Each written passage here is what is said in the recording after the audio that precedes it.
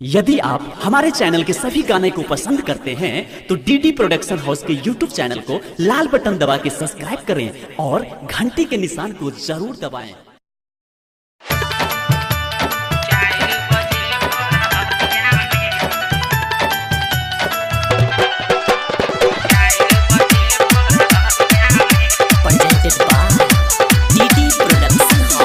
मिले गेला यारवा से छौरी मुखिया जी के रहरिया में हम जादू जी के रहरिया में है गई पंडित जी के रहरिया में आ डीजे वाला छौरा चुमा लेल तो 4 बजे भोर हरिया में आ डीजे वाला छौरा चुमा लेल को तोरा 4 बजे भोर हरिया में है गई डीजे वाला छौरा चुमा लेल को 4 बजे भोर हरिया में डीजे सुमित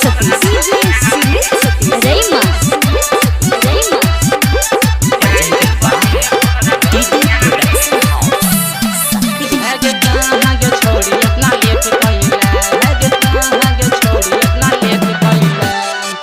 धीरे धीरे उ हाथ घुसल तो चोली के तोरा भितरिया में है गई चोली के तोरा भितरिया में है गई चोली के तोरा भितरिया में आ डीजे वाला छौरा चुमा लेल तो 4 बजे भोर हरिया में है गई डीजे वाला छौरा चुमा लेल तो 4 बजे भोर हरिया में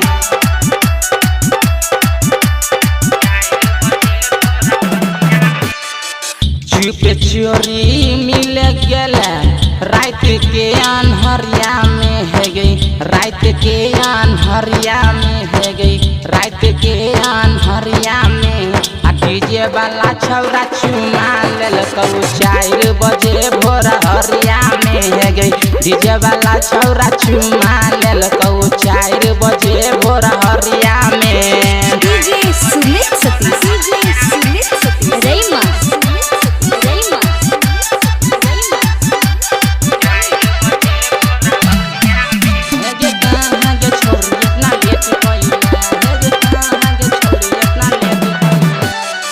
भविष्य बिहारी माजा मरल तो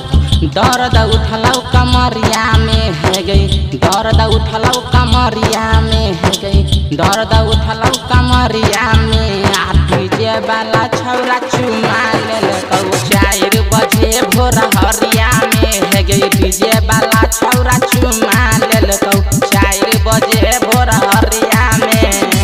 मिल गेल यारवा से छौरी मुखिया जी के रहरिया में है गई जादू जी के रहरिया में